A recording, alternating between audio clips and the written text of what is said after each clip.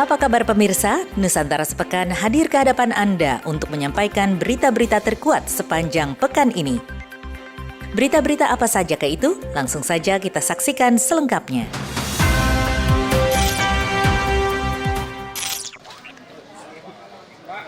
Ketua Umum Partai Golkar Erlangga Hartarto mengatakan kedatangan Paloh ke Golkar seperti sedang pulang ke rumah karena Paloh merupakan senior di Golkar. Dalam sambutannya, Erlangga juga menyinggung soal corona beserta tantangan ekonomi global yang tidak menentu. Namun, Erlangga meyakini kedua partai pendukung pemerintah ini bisa solid mendukung jalannya pemerintahan. Sementara Surya Paloh mengatakan pertemuan ini merupakan pertemuan yang bersejarah dan ini adalah sebuah momentum.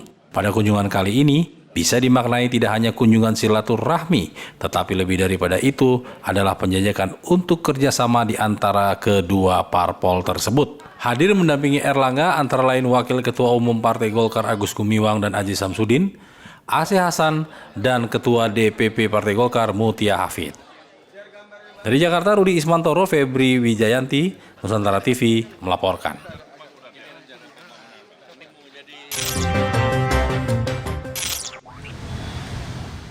Pemprov DKI Jakarta melalui Perumda Pasar Jaya menggelar operasi pasar terkait distribusi harga masker dengan harga wajar di Pasar Pramuka.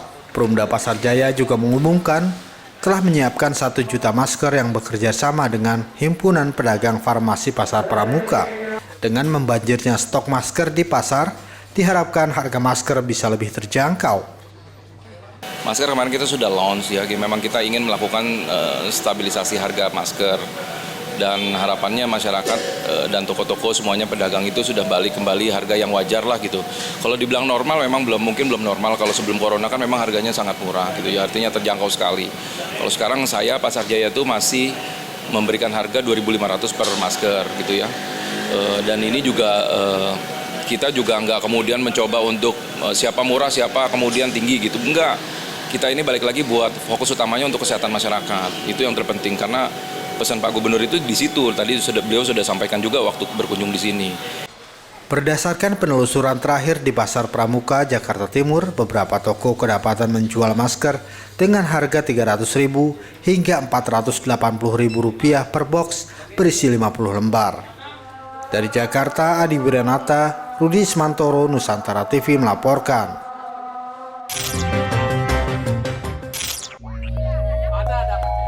Kediaman seorang diaspora Indonesia di Valencia, tidak jauh dari kota Los Angeles, California, akhir pekan lalu diramaikan puluhan orang berpakaian adat Bali. Mereka datang untuk merayakan Hari Besar Umat Hindu, Galungan dan Kuningan. Meski Hari Raya Galungan telah berlalu, namun perayaan baru diadakan pada Hari Kuningan agar dapat mengakomodir semua orang.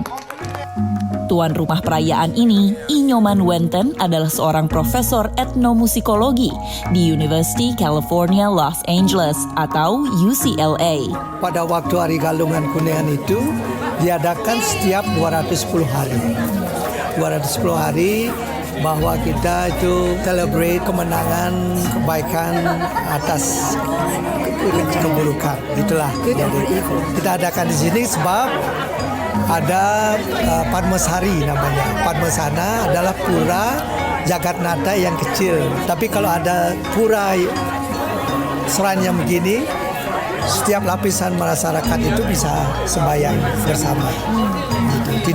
Tidak perlu mereka khawatir, saya datang ke tempatnya Pak Wenten itu menyembah leluhur saya, bukan. Ini karena ini tempat Sang Widi bersemayam. Allah Tuhan Yang Maha Esa bersemayam di sini. Setelah upacara, komunitas Kerama Bali Los Angeles bersama-sama menari rejang, menutup rangkaian upacara Galungan dan Kuningan. Para pemain gamelan sebagian besar adalah murid gamelan Bali, Inyoman Wenten di California. Seperti pemain gamelan yang beragam latar belakang, tidak hanya diaspora Hindu Bali yang datang ke perayaan ini, tapi juga diaspora dengan agama dan budaya lain, atau yang mereka sebut simpatisan Hindu Bali. kita banyak sekali mendapat undangan-undangan, pertunjukan-pertunjukan, dan kadang-kadang kita sangat kewalahan karena aslinya orang Bali sendiri itu tidak terlalu banyak di sini, sehingga masyarakat asing yang banyak menyupport kita untuk mereka ikut aktif dalam kegiatan Krama Bali. Sate lilit dan urap Bali disajikan bersama makanan tradisional Bali lainnya, membuat hangatnya udara California terasa seperti di Pulau Dewata. Dari Valencia, California, Valdia Baraputri, Naras Prameswari, Rere Wahyudi, VOA.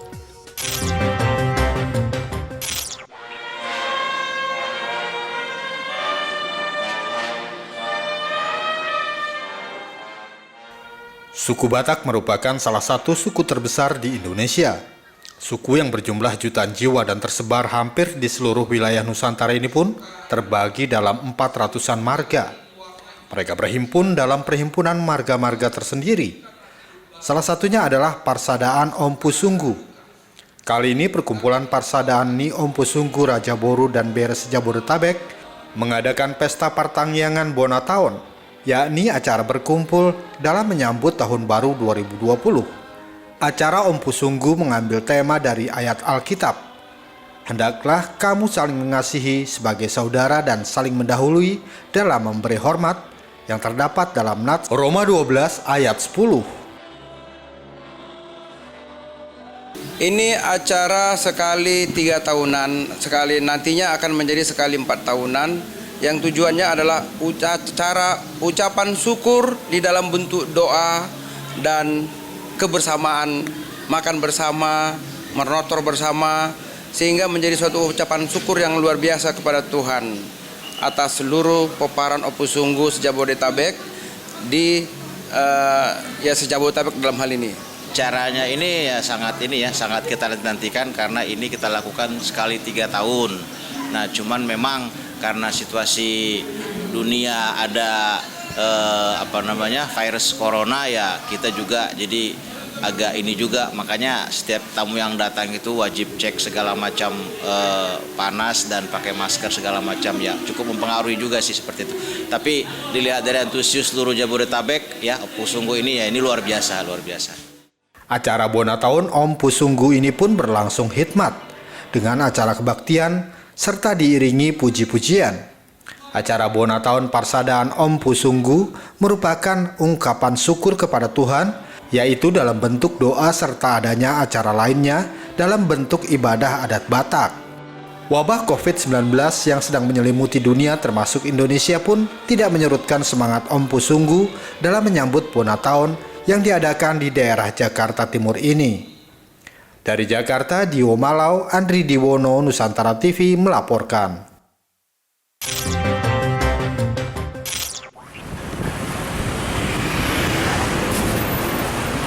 Sejumlah wartawan yang tergabung dalam Ikatan Jurnalis Televisi Indonesia IJTI Bekasi Raya membagikan masker gratis bagi para pengguna jalan yang melintas di Jalan Ahmad Yani, Kota Bekasi. Aksi simpatik ini dilakukan sebagai upaya meminimalisir potensi penyebaran virus corona. Tak hanya itu, aksi ini juga sebagai bentuk protes jurnalis atas tindakan pelaku penimbunan yang memanfaatkan situasi kepanikan masyarakat. Sedikitnya 600 paket masker dibagikan kepada para pengendara baik roda 2 maupun roda 4 di jalan utama Kota Bekasi. Sebagian warga mengaku pembagian masker dinilai sangat membantu di tengah kondisi harga penjualan masker yang masih belum stabil. Kita mengadakan pemberian masker gratis kepada pengguna jalan, baik roda 4 maupun roda 2 di jalan utama Ahmad Yani, Kota Bekasi, Jawa Barat. Nah, ini salah satu bentuk kepedulian kita sebagai jurnalis pada masyarakat bahwa masyarakat harus menggunakan masker, baik itu untuk mencegah debu atau apalagi virus corona yang saat ini sedang mewabah. Masker gratis sebenarnya salah satu untuk kritik pada pemerintah dan pihak kepolisian, karena di sini kita belum pernah lihat Polres Metro Bekasi Kota melakukan razia terhadap penimbun-penimbun masker dan pedagang-pedagang masker yang nakal. Dan udah gitu juga pemerintah Kota Bekasi kita belum lihat bentuk nyatanya. Kalau di apotek sudah ditulis habis, masker habis. Di luar makasih banget. Saya sampai kan lagi kalau udah dipakai itu harus digunting-gunting karena ada yang dicuci ulang, terus yang ininya udah licin-licin gitu. Susah Bu ya, masker ya susah. Apalagi tuh. Seperti diketahui, harga masker di pasaran Kota Bekasi masih cukup tinggi, mulai dari Rp250 hingga Rp300.000 per kotak. Minimnya ketersediaan serta pelaku penimbunan diduga kuat menjadi pemicu harga sulit dikendalikan. Aksi ini diharapkan bisa diikuti oleh instansi pemerintahan Kota Bekasi guna meminimalisir potensi penyebaran virus corona yang belakangan memicu kekhawatiran masyarakat. Dari Bekasi, kontributor Nusantara TV Arif Ridwan melaporkan.